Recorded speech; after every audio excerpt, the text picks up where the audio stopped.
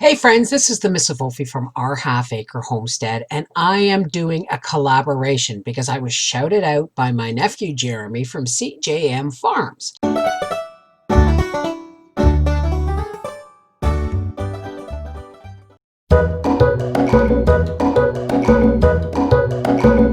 I will post his channel in the link in the description box below this video. He also shouted out Me and You Acres, and you'll find their link in the description box. Now, why I'm telling you this is because this collaboration is called The Good, the Bad, and the Ugly of Gardening. And I picked two channels to shout out because I wanted channels that were, say, under 5,000 subscribers who had good quality content, but, are struggling to get their subscriber base up. The whole point of this collaboration is to show the good, the bad, and the ugly sides that we experience in our gardens. This is to help people to learn how to solve these problems and create a more tight-knit community among the homesteaders. Does that make sense? So I'm already going to go ahead and shout out Off Kilter Homestead and Little Bits of Heaven. Their links will be in the description box below this video. I'm shouting them out. I want them to show Off Kilter and Little Bits of Heaven, if you will be so kind, is to do a video on the good, the bad, and the ugly parts of your garden experiences this year, maybe how you handled them.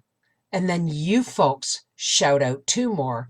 Copy and paste all the other channels that are in the description box below this video and add them after the two links that you shout out. Does that make sense? That way we will grow the community together. All right? This is the Mrs. Wolfie from our Half Acre Homestead, and this is the good, the bad, and the ugly of gardening this year. Here's my new planting of beans.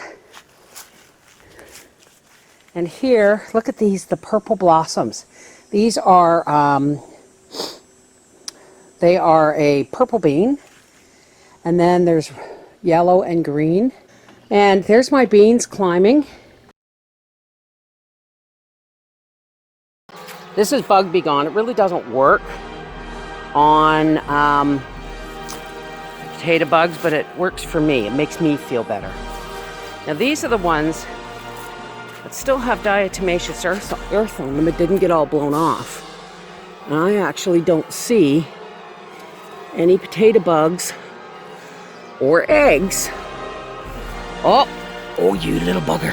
Where'd you go? Don't even let them drop down in the garden. Take them and squish them. Ugh. Yuck. Now, you need to go around your garden, and if you see leaves that are chewed, look under them. Yeah, they've done their business already.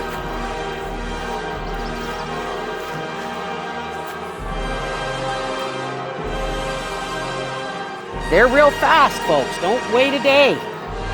Don't wait a day. I did this yesterday, folks. Just yesterday. Chewed leaf. Sometimes it's the parents that chew the leaves, and sometimes you see where the parents have chewed the leaves and then just stayed for a minute